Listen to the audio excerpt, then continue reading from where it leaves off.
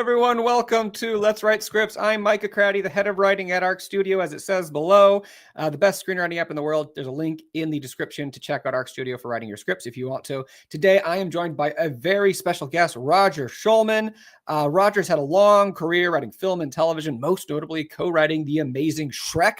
He is also a screenwriting professor and a writer coach. You can check him out as thewritercoach.com, as it says below his name. Roger, thank you so much for joining us today. Oh, it's my pleasure. I love your software.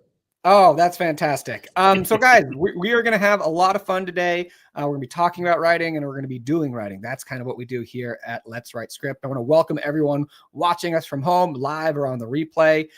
Before we get into it, everyone, as usual, I want to know, where are you? What are you going to be writing today during our writing sprints? And then we always do a little writer question to kind of get our brains working. Maybe you had a stressful day. Maybe you've been dealing with a lot of stuff and you're not quite in the writing mode yet. So our question today is going to be, what goes into a good ending?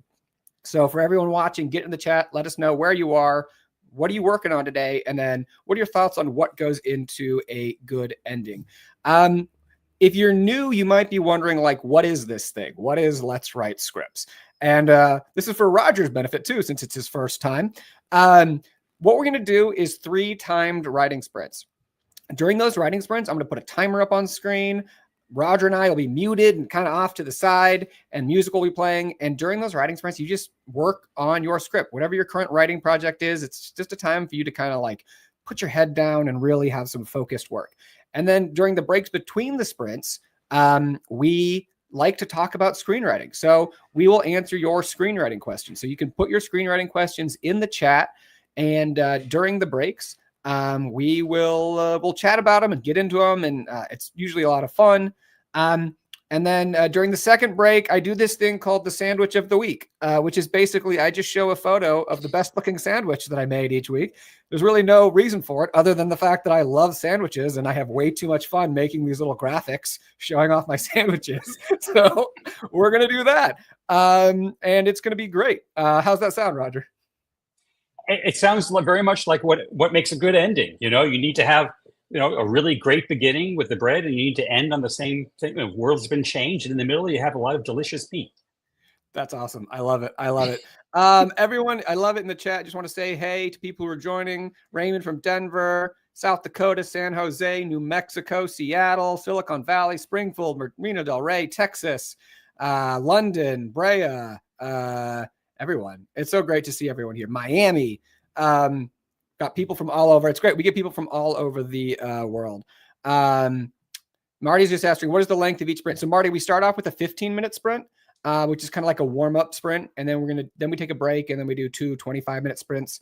Or the last one, it's a little loose here, Marty, I'll say. So the last sprint, the time just depends on how much we end up talking, which kind of depends on like how many questions you guys and what the mood is. It's flexible. So it's going to be a great time. But let's start with this. So I'm in Los Angeles answering these questions myself. I am writing, I'm working on a feature, just this rewrite. It's one of those projects I've been working on a long time, kind of off and on, but I'm feeling good about it. And then what goes into a good ending? I'll chat about this a bit, but Roger, I'd love to know where you are, what you're writing today, and what do you think about goes into a good ending? Okay. I'm in lovely Connecticut, and I was on the West Coast for many, many, many years, but I was born and raised in Brooklyn. So when the time came to go where I wanted to go, I want to go back to the East Coast where there are seasons. So you can look out the window and travel without moving. And what was it, the second question? What am I working on? Yeah, what are you working on today? Yeah, I am working on an hour-long pilot that I am collaborating on with a novelist. So it's the first time I'm kind of intersecting those particular crafts. And it's a police procedural that's set in 1910. Interesting. Is it based on that novelist's work? Is it an adaptation or is it an original idea? No, but he is probably the leading historical expert on the city and has written many best-selling novels that are historical novels. He's always wanted to dabble in TV, and he loved the idea that I had. So he said, can I collaborate with you? And I said, yes. That's awesome. That sounds like a lot of fun. It is a lot of fun. That's great. And so, Roger, I want to know as a as a teacher, as a writer coach, how do you think about endings? What goes into a good story ending? There's so much to talk about when it comes to endings, but I'm going to pick the thing that the most number of my students don't have an inkling about, Mm, which is you need to have a culmination to your story, and then you need to have a resolution. So it's counterintuitive in some ways. So just because you've set up a problem, solving that problem or resolving it in some way doesn't mean the movie is over. That's the culmination. That's when all the pieces come together at the same time and you get an answer to that question. Will he get the money from the bank? Will she assassinate the president? But then after that, you have to see the results of that culmination, and mm. that's the real resolution. It's more character focused, it's more internal, but it still has to be very powerful. It's brief, but if it's not there, you just don't remember the movie or the TV show the way you do as when it's there. That's Does that interesting. help? Yeah. I think that's a great way to think about it, because in some ways you have the plot ending. I think that's kind of what you're talking about, right? Is the culmination. You have these events that's happening, but there's always this sort of idea when you're talking about a movie or a pilot. You're like, okay, what is it? Like, what happens? But then there's also that greater of like, what's it about? Like, what Right. story are you telling? And it seems like kind of like you're saying that the resolution at the end is ties into that. What is this story actually about? Not what are the events that occurred along the way. I know one story analyst who puts it this way: internal and external. They say the culmination is the end of the external story, and the resolution of the story is the culmination of the internal story. I don't want to mislead people. I don't say that because I don't want to mislead people into thinking you don't dramatize the ending. But yeah, it's what you're saying. It's what I'm saying. It's any version of that you like. That's awesome. I often talk about like internal and external goals in terms of the sense of that your character, the external goal is the sort of the plot goal, almost what they want. And the internal goal is the why they want it, or the hole in the soul. And so it's about addressing that deeper issue. Right. And often that bigger ending is smaller on the outside, but it's much bigger on the inside because it's not conscious.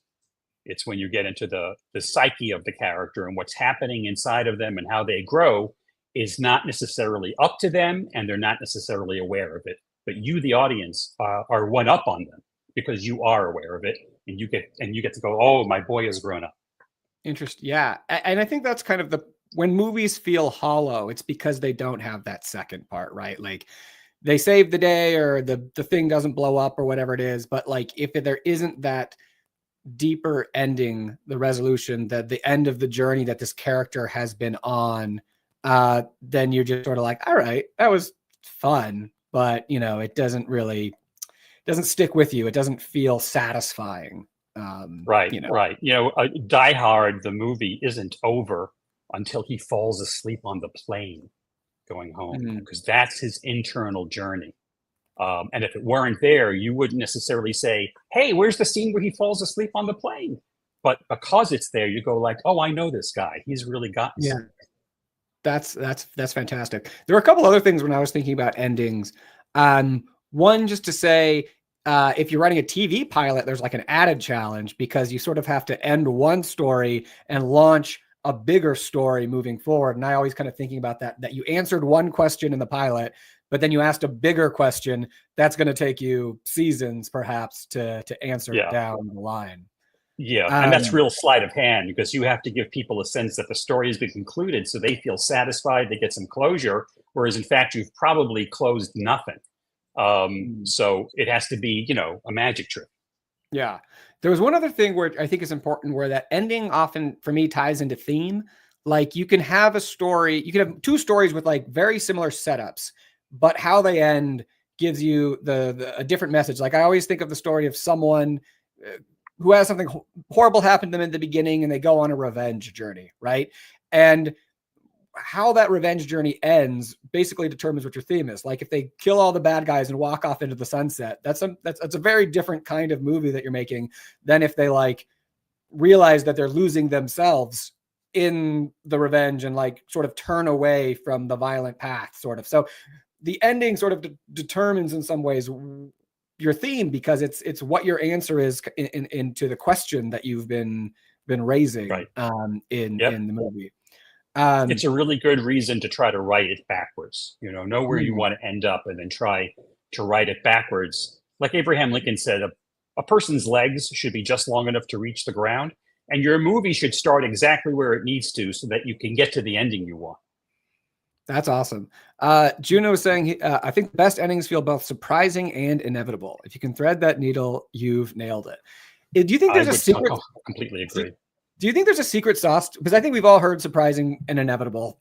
And it's become a little bit of a cliche, but I feel like there's a lot of truth in there. Do you think there's a secret sauce in the surprising yet inevitable ending? Or is it just a feature of a good ending rather than something that you sort of build to in itself? That last part, I'm not sure I quite grasped, but I do, in terms of secret sauce, the way that I approach it, first of all, it's so difficult. I honestly don't know how to do it, but If I had to say something, I would say, I would come up with like 12 endings that are conceivable, and they don't have to be probable, but they're conceivable, and then pick the ones that inside of that feel like they're really the most satisfying, and then of those, pick the one that might stand the best chance of surprising the cast. And if you can't come up with one, then you might want to ask yourself if you have the right ending, like if you have the right beginning, like maybe your character needs work, or maybe your thematic material needs work. Because if you want to get to this ending that just blew your mind and it doesn't work, don't force it. Maybe you need to take apart the whole sweater and start knitting again, Yeah. So I think what I was saying about the thing about the surprising inevitable endings, what I meant was that, is it almost like a result of a good ending that you get something that's surprising or inevitable, or can you try to engineer something that feels surprising? No, I think, I'm kind of what I call a front loader in this stuff. I like to believe that it's all conscious, even though I know a lot of it is unconscious. And if you have an ending that you really love, but it feels very predictable, then I think you work on it. Maybe there's a twist to it. Or maybe there's a different ending that you don't think is as satisfying until you work with it. It's more surprising, but not quite as satisfying. And then you say, okay, he can do it. Maybe if he kills her accidentally, then it's like fate taking a hand. And then you start feeling, you work on it. Yeah. You mentioned the idea of working backwards from the ending and kind of having it to be just there. But then you also said the option, kind of having multiple endings and choosing one. So where do you find an ending? Is that something that's very different from project to project?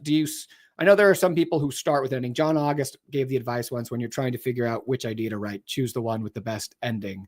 But that sort of presupposes that you know the ending at the beginning. So I'm kind of curious, at what point do you think you have a sense of what the ending is going to be in your process? It's still, as everybody here knows, because we're all writers, any project you're working on that's original could come from any particular element of it. You may have a scene in mind first, or you may have a character you want to tell a story about, or you may have something you want to say first. So it's a different case depending upon how it all entered your brain in the first place. But I would say that if there's a thematic element, if there's a theme that you want to explore, that you want to work with, then you can ask yourself, what is it you want to sort of say about it? Not a moral, but what kind of worldview? Who are you as an author? And what is it you want to impart as your world view to the audience? Once you sort of are comfortable and excited about that, then that will suggest an ending, because the ending is what people will take away. And then from that, you can sort of start working backwards. So if you have something cynical that you really want to say about the way society works, you kind of begin to know what sort of ending you're going to have. You're going to have an ending that does not satisfy in the conventional sense. And then you can start working backwards from that. Well, if it's going to be real cynical at the end, maybe I can make it real optimistic at the beginning and watch this person decay, And I mean, that's an example. I mean, it's different in every case. Yeah. No, that's fantastic. I love it. I love the vibes. I love everyone in the chat getting excited to be here. We got some Shrek fans in the house. I think people would love to hear a little, but maybe behind the scene or action. Maybe later, Roger, you can talk a little bit about what it was like writing Shrek, which is just a great. I love. I mean, it's just such a delightful movie. Like on so many levels that it's fantastic. So I'd love to hear a little bit more, but I think first we should do a little writing. So everyone, this is Let's Write Scripts. We are here primarily to write. So we're gonna do a 15-minute writing sprint right now. This is the warm-up sprint. It's pretty chill. I like to think of this as like the low stakes warm-up sprint. Oftentimes maybe you're just reading over what you worked on last, trying to kind of get your head back into that creative space. But like very low bar, I think, for the 15-minute writing sprint. I like to lower the bar as much as possible whenever writing. So I'm going to put the timer up on the screen. I'm going to play some music. We'll be back in 15 minutes. If you have more questions for me and Roger, put them in the chat and we can ask that or answer them in the next break. But Roger, you ready to do some writing? Yeah, do not play Mahjong. All right, here we go. 15 minutes on the clock. Happy writing, everybody. See you guys on the other side.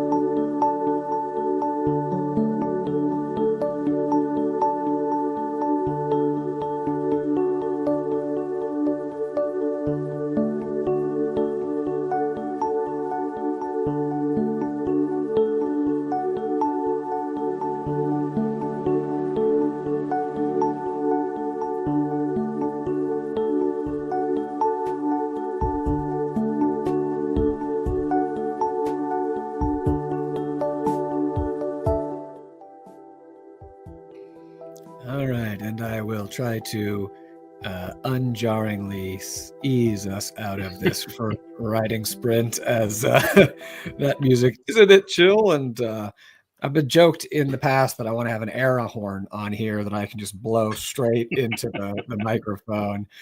Welcome to everyone who joined during that sprint. This is Let's Write Scripts, brought to you by Arc Studio Pro Screenwriting software, which is what I'm using.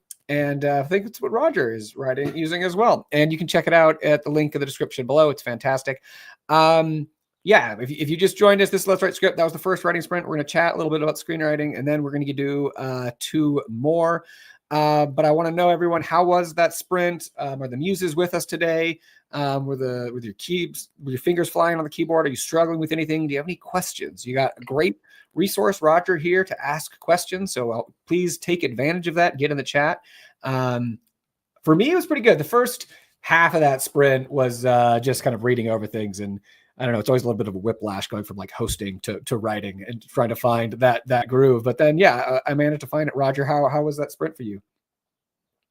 Good. I hit this. I've hit this snag in action description, believe it or not, which I try to take as much care with as anything else.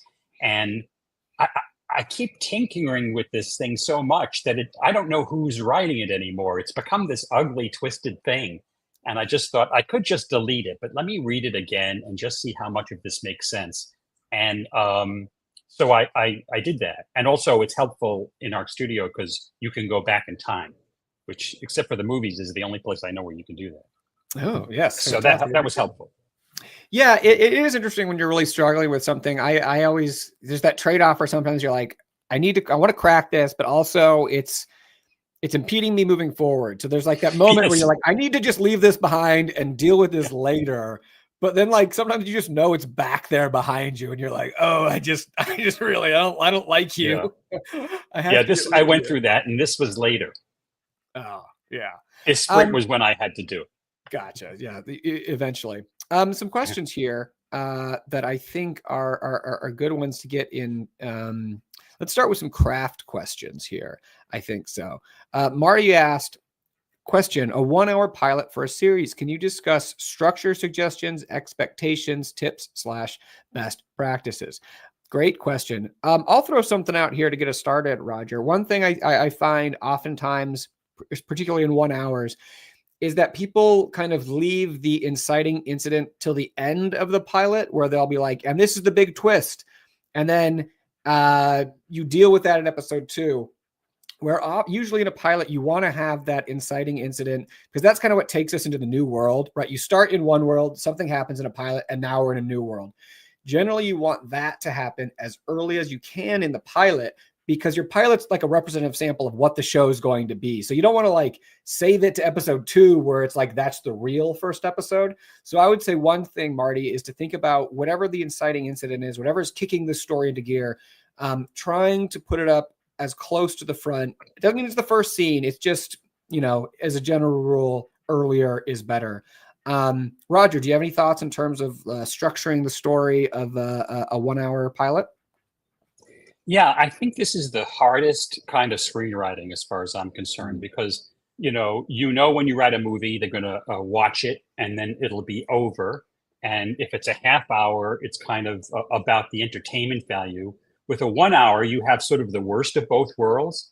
It's got to be, I think it has to be just as strong as a short movie, and it has to have just as much serialization, whether that's above board or below board, as a half hour series. So then the next question is, are you writing a completely serialized, thing, or are you writing a really, really episodic kind of a thing? And then yet on top of that is, okay, well, no matter which of those you're writing, are you going to make your pilot a kind of a premise pilot where you set everything up, or are you going to make it a typical episode that could come in number 6 in the first season or number 1 in the second season? And those are all important decisions before you even get going. And those aren't questions that you necessarily need to answer with any other form. So that being said, I tend to think of it as a movie first, 3 acts, really, really strong. And I really want to echo what you were saying, which is like, I always say, don't leave anything on the table. You have a great idea. Oh, I'm going to save that. Wrong. You're never going to get there. Don't save anything. This is not a time for reasonable living.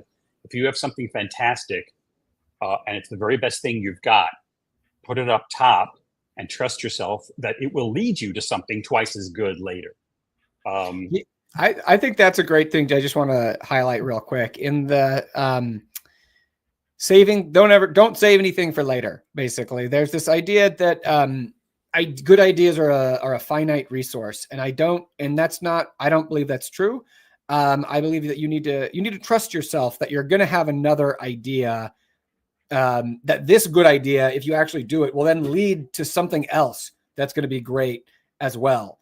So if you sort of wait to get to the good thing, you're never going to get there.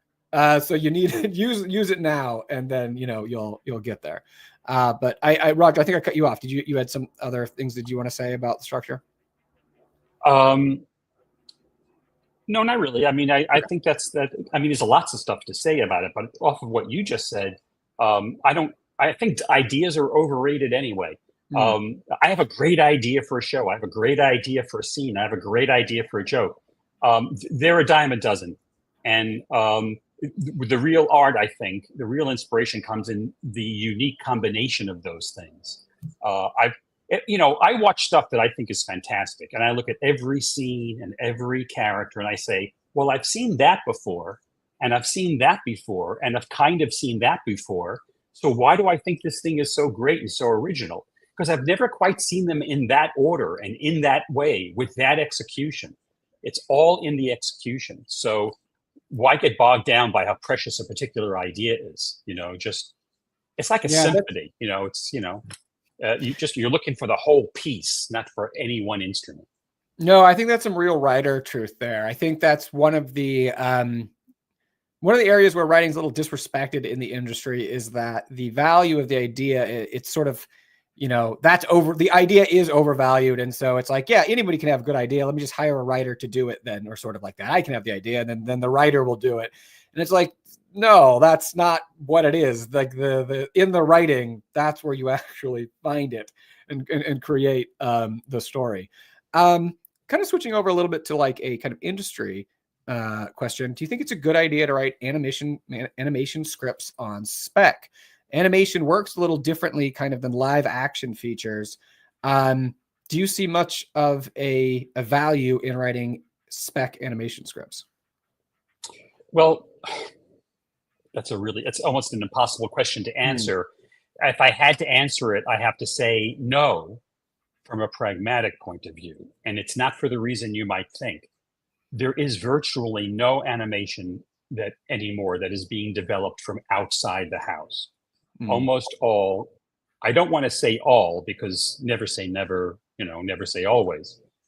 But I can't remember an instance recently, at least that I know of, in which something was pitched from an outside source, and then some studio or production company or streamer said, "Yes, I'm going to buy that animated thing." They develop it all in house because it's so collaborative and it takes so long and it's so work intensive that they want to get that tone, that house tone, just right. Imagine walking into Pixar and saying, "I have a great idea for a Pixar movie." You know what? We actually have some great ideas for Pixar movies, but thanks for stopping by. Um, so that may change with AI as animation becomes easier and easier to create on a really sophisticated level without all that piecework that goes into it. But for right now, I think it's a great exercise. I think it's a great sample to show people what you can do.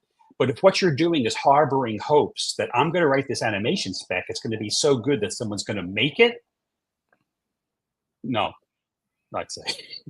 Yeah, I mean, I think that you kind of hit on something though that's really important though, and the fact that when you're writing a script though, you're doing multiple things. Obviously, you're writing something you hope to sell, but you're also creating kind of your calling card. That this is your sample as a writer. So I would say, Richard, like if the idea, if your best idea, the thing that you're excited about that's going to showcase your voice as a writer and your skills, if that's an animated script, then you write it, and you can use that as a sample. But as Roger was saying, I think it is more difficult or very difficult to sell that on spec. So it kind of, I guess, goes in a little bit with the expectations that you have with writing that.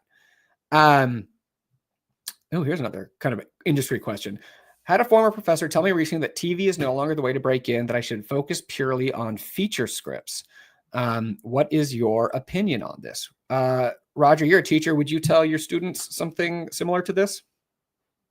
No, I think the question is kind of wrong-footed.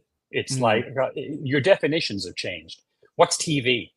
What are features? It used to be that a feature was this long thing that you went to a big house to see. Now that not that many people go to those big houses to see it, they watch it on a TV. Does that make a TV? TV used to be this kind of bite-sized thing that you watched at home. Now the stuff that they make for TV is far more expensive than the movies that they're making. How much did Andor cost? They're trying to hold the budget down, so it's only 25 million per episode. So everything's changed. Writing is writing. You might want to think about your audience, and you might want to think about whether there are streamers out there or a movie studio that might make what you're writing. But beyond that, just write the hell out of something that you really, really want to write, and that's how you break in. And you send it to everyone. I mean, how many movies with huge stars have premiered on Netflix? So it's no longer at a point where we're saying, well, they're not really movies. Yeah, they're really movies. Martin Scorsese directed it. It's a movie, Yeah, I think it is. I'm kind of trying to think get like the note behind the note there with the professor was saying, and I think that there was a moment 5-10 years ago, peak TV, where TV was really booming in terms of like work and job opportunities. And that certainly has changed recently in terms of like what's available.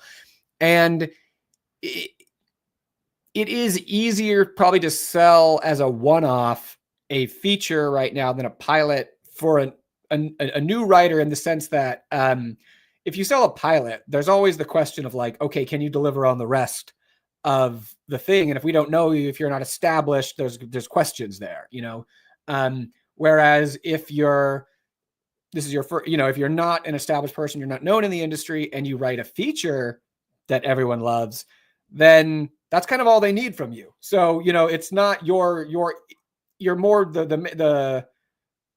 the transaction, I guess, is more based on the quality of the work in terms of like you as an individual and kind of what you can do forward. So I think maybe that's kind of what the professor. And I would also hold.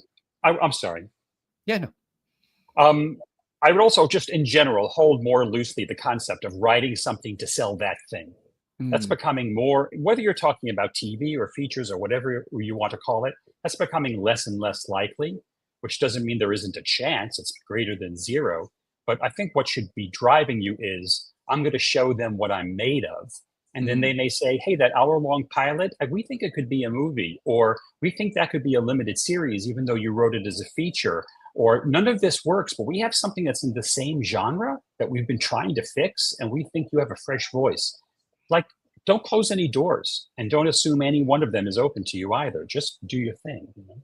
There's kind of two questions that are related on that I want to lump together here. Zach was asking, how does the house recruit writers? I think that was in relations when you were saying that most things in animation are developed in-house. And there was another question. Actually, no, this is just Zach saying it a little different way. I think I'm realizing now. I'm wondering how hiring for animation works. Are most animation writers animators? How would a writer that does not animate find work in the industry? Thank you so much.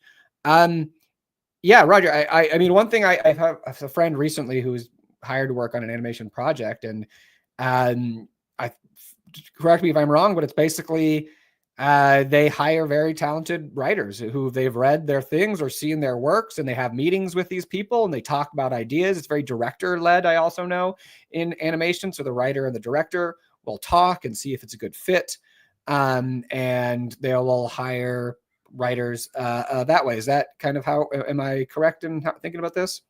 Yeah, I'll say two things about that. And neither of them are terribly well informed, because I don't know what goes on behind the doors of these places, frankly. I just knock on them, you know, and they never show you what their thinking is. They just say, that was fantastic, we'll get back to you, and then you never hear from them again. So I would say these two things. The first is animation is becoming live action, and live action is becoming animation.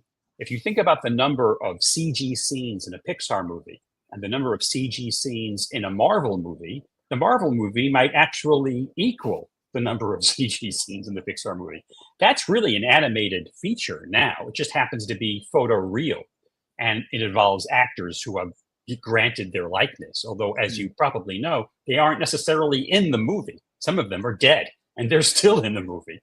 And on the other hand, you have animation, which is becoming more and more whatever it is they want it to be. You can have any look they want it to be now. So I wouldn't get too caught up on those things.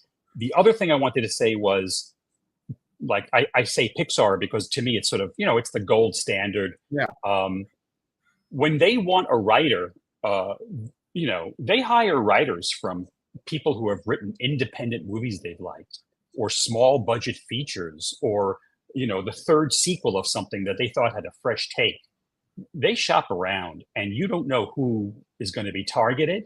And you may be walking a path right now that will take you inside Pixar, as opposed to what you might guess, which is write a great animated, you know, animation spec and that kind of thing. If I knew the secret to that, I'd be there, you know. I've written animation for DreamWorks. I've written animation for Sony. I've written animation for Amplimation and so on. I've never written anything for Pixar, and it's not because I don't want to, you know. So hopefully they'll find me. Yeah, that's fantastic. All right, before the next sprint, let's do one Shrek question because we got Roger here. Roger, can you talk a little bit about Green? Oh, I'm sorry. There we go. All right, Ogre. Can you just talk a little bit about what the beginnings of that project look like from your perspective? Golden Rules Production was saying, I heard it was a bit of a background project and then it made it big. Is that true? What was kind of the origins of it like for you? Well, you know, I could talk and talk about it because it was a confluence of various, like, rivers of things that were going on in show business at that time. It just happened to come to a head. But to sort of encapsulate it as much as possible, I can't tell you what the beginning of the project looked like because I wasn't there. But I know that it was written essentially as a drama. If you think back, this was when Jeffrey Katzenberg was trying to turn animated films into serious art. You know, he was making things like Spirit and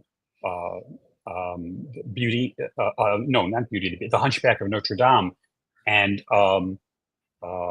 so it was a drama. It was about an ogre who wanted to become a knight. And the voice of Shrek, which had been completely recorded, was Chris Farley. And then Chris Farley passed away in an untimely fashion. And so they they had to recast because you always have to have the actor there. Maybe nowadays they would have gotten enough, data to synthesize his voice if he had signed it away. But back then you had to have the human being. So they went with Mike Myers, and they brought me in to make it funny. And because they said, if it's going to be Mike Myers, it's going to be a full-fledged comedy. Well, I And love I that, said, like the idea that Chris Farley wasn't comedic enough, like that he was the drama guy. Yeah. He was. They were kind of using Chris Farley, his warm side. They were using his blubbery warm side. When I say blubbery, I mean crying, not big. Gotcha. So I looked at the script and I said, honestly, you can't just like pepper a script with jokes and call it a comedy. I don't have to tell you that. What you're really looking at is a kind of a reimagining of it. And they said, okay. And then I and the other writers spent the next few years reimagining it. And that's kind of how it got. For me, that was the beginning. Was it in that question he was saying here, it was sort of a background project? It wasn't like their most important thing. Was that the vibe when you were working on it? I'm not sure. I've never heard that phrase before. I'm not sure what a background project is, but if I just try to intuit the meaning, I would say that with the exception of sequels or star-driven projects, everything at a studio is a background project. They're throwing spaghetti at a wall. It's all just spaghetti until something sticks. I would say that it's based on a book. Most people don't realize it's based on a book. So they had the property, and Katzenberg definitely wanted to at least find out if it could be made. But in an animated feature, once you start shoveling the money in, it becomes more and more important that you either fish or cut bait. And so in that sense, it stopped being a background project as soon as they, after the first year of doing test animations, you got to do something with it, or you got to decide right away, we can't spend any more millions of dollars on this thing. I will say though, I think it's really interesting that there always is the hindsight where you're like, oh yeah, it's Shrek. It's huge.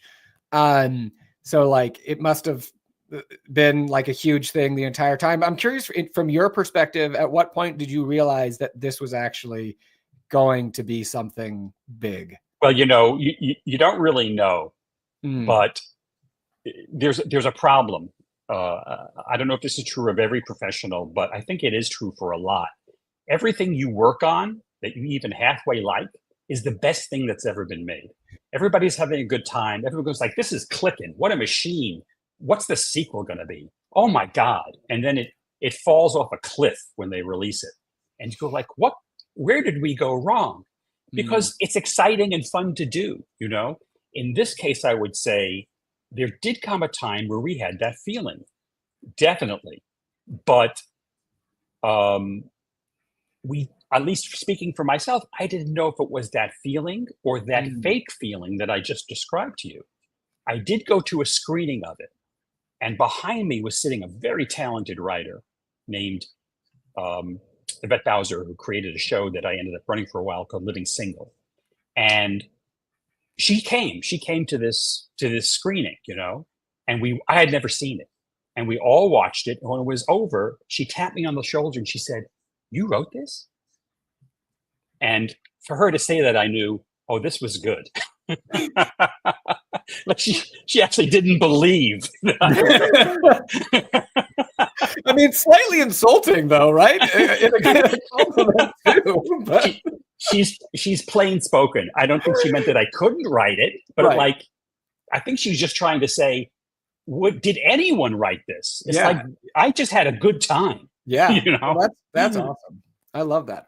Let's take that energy into the next writer sprint. I apologize to everyone who's here just to write, because we talked along there, but that was fantastic. No, that's fantastic. Everyone's very excited. The questions keep rolling in, which is a good sign that people are digging what you're saying, Roger. But I think we should all take this energy, this feeling, and we should use it in our own projects. So we're going to do the 25-minute writing sprint right now. This is like the heart of Let's Write Us, the second sprint. You're warmed up. You're not too tired. It's perfect. It's the Goldilocks sprint. So I'm going to play some music, put the 25-minute timer on, and then when we come back, we'll answer some more questions. Probably not going to be able to get to everyone's question today, but we'll do what we can. So 25 minutes on the clock. I'm going to play some music right now, and we're going to get into it. Let's do it, everybody. Happy writing.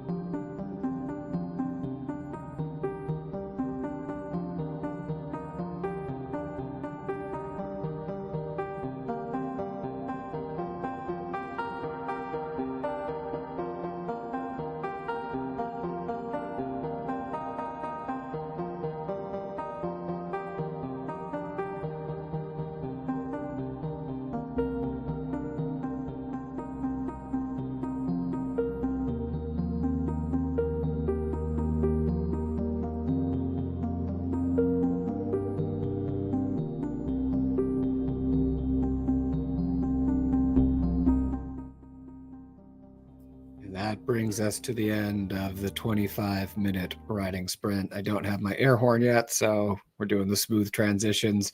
Welcome to everyone who joined. If you did join late, this is Let's Write Scripts. We're coming sort of near the endish here. Anyway, this is Let's Write Scripts, brought to you by Arc Studio. I'm Micah Crowdy. We have the special guest, Roger Schulman, a screenwriter, a writer coach, a writing professor, a master of his trade. Roger's joining us today and sharing his wisdom. We're having a great time. We're writing, we're chatting about screenwriting. I wanted everyone, how did that second writing sprint go? Were you feeling the energy of Let's Write Scripts? Did the muses bless us? Did they abandon anyone? And for me, it's a little tricky. I'm doing just sort of deep in the scene mechanics, where I'm working on kind of a parallel intercut type thing and just figuring exactly when to get into it and when to go in all the pieces. And so it's doing a little scene math. Which is fun, but a bit of a challenge. Roger, how is that sprint for you? This was good. I solved a little problem. That's all you can ask for in 25 minutes. That's fantastic. Yeah. Yeah, so it went well. Awesome. I want to do two quick announcements, everyone. Obviously, this is Let's Write Scripts. I do it every Wednesday at 1 p.m. If you want to come next week, you can RSVP at a link below.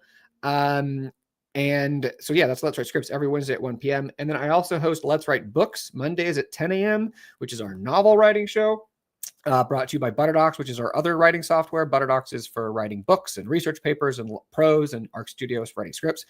But screenwriters are welcome there, too. If you want to write on a Monday morning at 10 a.m. Pacific, you can show up to Let's Write Books. It's also a lot of fun, very similar format. You can RSVP for that below. I wanted to do just a kind of couple quick questions here. Roger, how are you doing on time? We're sort of running a little late today. I'm fine. You all right? Fantastic. So there is a good craft question here that Christian had asked a while ago that I wanted to get to. What is your process for discovering what happens next from scene to scene? I think this is such an important question because really it gets to the kind of the crux of screenwriting. Is what we're doing is writing sequences of scene that need to work together in some fashion. I'm curious, Roger, do you have a specific approach to figuring out, your scene to scene progression?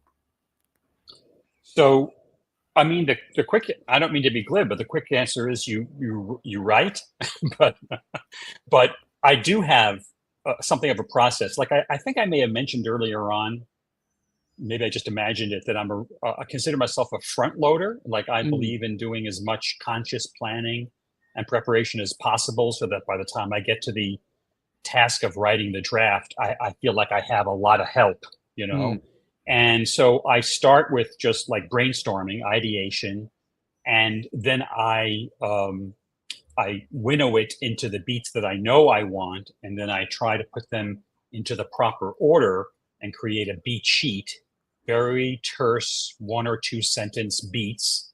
And that's where a lot of, I think, the answer to this question takes place. Definitely. This happens, that happens, this happens, that happens. And the reason it's great for me to be so lean with it is because I can see a lot of it at one time, and I'm not getting sidetracked by, oh, that's a clever phrase, or I can't wait to write this scene, or that character is going to be hilarious. It's like a telegram. It's like, you've got 10 seconds to tell somebody what happens in the story before the dynamite explodes. And so that's what it should look like. And that's where a lot of that work gets done. And then I flesh it out into an outline with a lot more detail. And then I go to draft. So I'm not sure if that's the answer to this question. Yeah, well, I think that's part of it. But I think it's kind of going back to what you're talking about, linking our beats together, which is basically like, I think this kind of basically goes into the how do you tell your story in terms of the progression of the story, scene to scene or beat to beat. So for instance, a couple thoughts I would have on this is idea of like complications and consequences, right? So like something happens, but something else happens, therefore a third thing happens. And so but and therefore I think are two great ways in order to think of like the sequences in your story, that there's a complication, then there's a consequence of that, and that leads to something else, leads to another complication. So complication, consequences. I would say another thing is that in scenes themselves, oftentimes you think about it in terms of like the scene is happening for a reason. It's happening because a character wants something. And in the scene, they're trying to get it in some ways, and they succeed or they fail. And then the result of that kind of leads into the next scene. So there are these, it's almost a logical progression. It's not always straightforward, but there is a causality in these things, usually, unless you're doing a more avant-garde kind of storytelling, but a kind of traditional storytelling. The events of scene A are going to then shape what happens in scene B. Yeah, I don't know. Yeah, Christian, that's a much better answer than what I said. I would go with that one. No worries. Nisi had a question here. Apologies, has been asked already. So did you work as a reader analyst before writing? Yeah, I noticed that in the comments, and I did not. I before I was a screenwriter, I was a journalist, and I will say that was tremendous preparation for screenwriting for reasons I could go into for a long time. But so if you have a question based on what you now know is my background, I'd be happy to address it. But I've never been a reader or an analyst, and I'm happy that I was never one of those. Hey, Roger, out of curiosity, did being a journalist inform your screenwriting at all? Interesting idea. Didn't see that coming. Yes. Journalism, what I used to, sort of like the glib phrase I came up with when I thought about it once was, when I was a journalist, I was dealing with facts. When I became a screenwriter, I started dealing with truth. But those are the units, and they're handled the same way.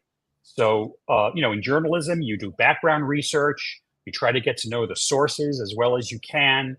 Then you organize it into something like a narrative flow. Even if it's hard news, it still has to be this happened, and therefore this happened, and therefore this happened. And you start with the big thing, and you have kind of an inverted pyramid, and you do it all fast, and you omit needless words. You do it as lean and as muscular as possible, and you do it against a deadline. So there's an awful lot these two things have in common. And then you can bring storytelling techniques into certain kinds of journalism. Then when you get to screenwriting, and I think a lot of people that I've come across overlook this, you do research. You do research. I don't care if you're talking about, the desert planet. You do research on how, because all we have is our human experience. So how does sand operate, and how does it differ from the way sand operates in your world? And then you do the same kind of thing, like what's the news of my story, and what's the biggest thing I can put up top. So, and I think the single most practical advantage was when they started giving me deadlines in screenwriting, they would say, like, we really need this, and I mean, we got to have it in 3 weeks. And I go like, wow, okay, you got it. And I used to turn out I used to turn out 1,500 words in 6 hours. So, it's not a problem. I got used to writing fast, and then I just had more time to go over it. So does that? Yeah. I think that's awesome. Yeah. I think you were referencing Dune there.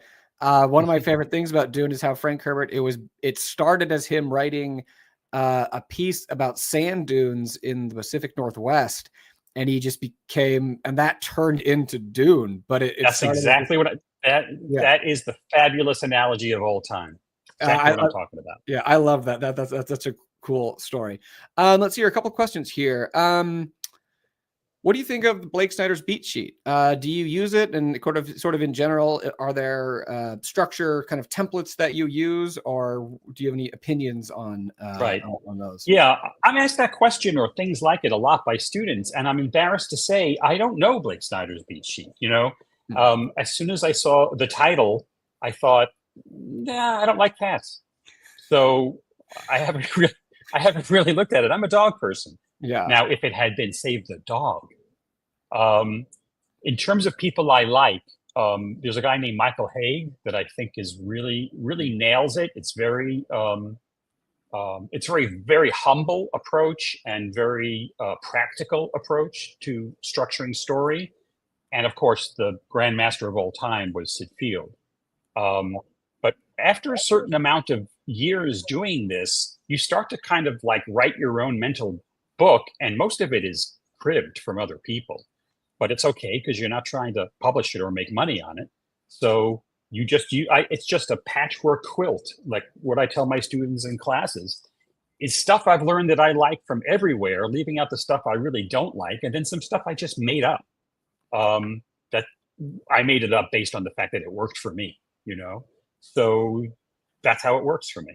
You know, it's interesting because one thing I found is that like in hosting Let's Write Scripts and doing other stuff like this, it's forced me to kind of think more about some of those things that I do intuitively that I'd never really, I didn't really thought about it. Like I'm sure you as a teacher have had to, Right. actually figure out what am I doing here? That's How exactly do I explain it to other people? That's right. Yeah. And by the way, that's another area where being a journalist really served me, because the job of a journalist in many cases, and I wrote a lot about science and technology, is to explain in layman's terms in an arresting way what experts know, and or what's happening on a very sort of arcane level. And so when I realized what you just said, which is I'm going to have to figure out what I'm doing, I sort of put my newspaper hat on and started saying like, well, if I were writing an article about this, what would it look like? And that really helped, you know. And I got into a whole like, keynote thing and little articles, and I have a website with a blog, and it's actually its own kind of fun to look at what you do and explain it. It's fun. Yeah, if you're a tinkerer, if you like kind of getting into taking things apart, it can be a lot of fun. Teji here, sticking up for cats in the chat against Roger's attacks. I want justice for cats too. I just think what you have in mind and what I have in mind are two different things. That's dark. All right. Quickly, it's time for the sandwich of the week, which I mentioned earlier. If you are new, it's just the best looking sandwich that I made this week, and I'll have a lot of fun with it. So this is the sandwich of the week, coming soon to a stomach near you. It's baguette. It is this was a salmon on French baguette. And I imagine this as a movie. The truth lies between the bread. And this was a pretty solid sandwich, I have to say. Roger, are you a sandwich man? Oh my God, who is not a sandwich person? I had a guest on, and I asked him that, and he said I did a sandwich, and I'm just like, oh, you're not a sandwich man. You like, I could tell. I'm like, you don't need to fake it. There are people out there, but yeah, it's become a fun thing we like to do on here. This one we got some avocado, pickle, sun-dried tomato, greens. Yeah, it was a good one. Every week there's like a new sandwich that I show, and I love it. Yeah, this was nominated for best. And you very hiply put it on a coffee filter, right? No, that's just a plate. I think it just sort of looks like one. Oh, it's just a plate. Okay, yeah, okay. Because I go to a coffee shop where they put the sandwiches on coffee filters. Oh, that's cool. Awesome. Yeah. Fantastic. Anyways, that is the sandwich of the week. Come back next week for the next sandwich. It's always gonna be good. And like, you never know what the bread's gonna be. All right. I think we can do a Dave's in there with the puns. Let's do one or two more questions, and then maybe we'll do a 15-minute one. We are over, but it's fantastic. I'm loving it. Let's see, what's a good question that we can here we go. What is the most important non-writing skill a writer needs when working in the industry? Oh, I think this is a good question. Roger, what do you think? Well, I'll answer the question, and then I'll let you know something. The most important, I'm sure he won't agree with me, but the most important non-writing skill is talking. When you think about it, writing is done, except in the writer's room of a sitcom, writing is done in a solitary manner, and it's certainly never done around development executives, programming executives, or anybody who actually gets to say whether your stuff will get made. So what is it that you do when you're not writing by yourself? You're telling them what you're going to write or what you're not going to write. And you have to be able to do that no matter what they say, no matter how much they insist that they're on your team and we're all here as a family. They want to be entertained by you. You're there not only as a writer, but as a court jester. So when something's funny, they better laugh. You can't just say, and this part will be real funny. You have to perform it, basically. in a way that seems casual and conversational. If it's really dramatic, you have to feel it and you have to tell them that. And you have to be able to do that in a very short amount of time with very limited vocabulary. Because let's put it this way, I won't say that they're not bright people, but they're distracted people. They have a lot on their plate. So you've got to get in there, fire your quarrel and get out of there. And you got to be able to pitch your stuff. You got to be able to fend off notes. If you're an introvert, you're going to have to get over it. You've got to learn how to stand up and deliver. That's interesting. Yeah, I mean, I feel like you touched on a few good things there. One, I think people will often talk about like, how do you write a Bible or a pitch deck or things like that, or how do you pitch? And one of the things you touched on is really important, that the tone of whatever it is you're using, whether it's your voice or a written document, the project needs to match the project itself. It's none of this is dry technical information. It's all the story. It's all the tone. If it's a comedy, it needs to be funny. If it's a horror, it needs to have that horror sense. If it's a thriller, you really need to deliver that. But the other thing I think is important is that, and that's something I feel like that I've only become more comfortable with at time, is that you have to be comfortable as a salesman for your work. You can't, I think when I first started, I was like, well, the work speaks for itself. And it turns out it usually doesn't. You have to speak for it. If you're not going to be an ad, and it's hard because there is a balance to this. You will find people who are insufferable and kind of feel slimy and disingenuous, but you really do need to be an advocate because no one else is going to be an advocate for your work. I think it's Mark Duplass does that famous speech, something where he talks about like the cavalry's not coming or something for you, that like, it's just you basically doing this. So you really have to be comfortable being an advocate for your work. And for a lot of writers, like you mentioned, like who are maybe got into this because they want to sit by themselves and play in their imagination, that's not a natural skill. So it is definitely something. No, this is Screenwriting is not like any other kind of writing. I will also add, despite what I guess is his desire not to have me say this, the fellow who just asked that question was my former writing partner and former executive producer of Friends. And what? Yep, and he was kind enough to show up and throw a question at me and leave. That's I think he'd have a very different answer to that question. Oh man, now I'm like, why did I bring that comment down? That comment, the comment down too quickly. I lost it in the shuffle, but that's a lot of fun. Okay, let's see. Let's do a quick one here, just because this is just a technical one. How would I slugline a dream sequence? I would say first off, I mean, it depends on what the dream sequence is. Is this sort of a montage kind of thing you're doing? But like in general, simple and clear. Like there's nothing wrong with just putting like dream in parentheses in a slug line or something like that. Whatever is simple and clear, you can go with that. Roger, do you have any thoughts on that? I think that's 100% right. And I would just add that since Michael uses the word sequence, he might be talking about multiple scenes. And in that case, putting dream in every slug line, I think gets wearisome. And I'd probably just put a line all by itself that says dream or dream sequence in all caps with a colon. And then at the end of that, I'd say end dream sequence or end sequence. Kind of like a flashback to end. Exactly the same thing. It kind of is. Yeah, exactly right. Love that. All right, guys, we are already over time. And I want to do, Roger, you get time to do a 15-minute writing sprint to end here? Yeah.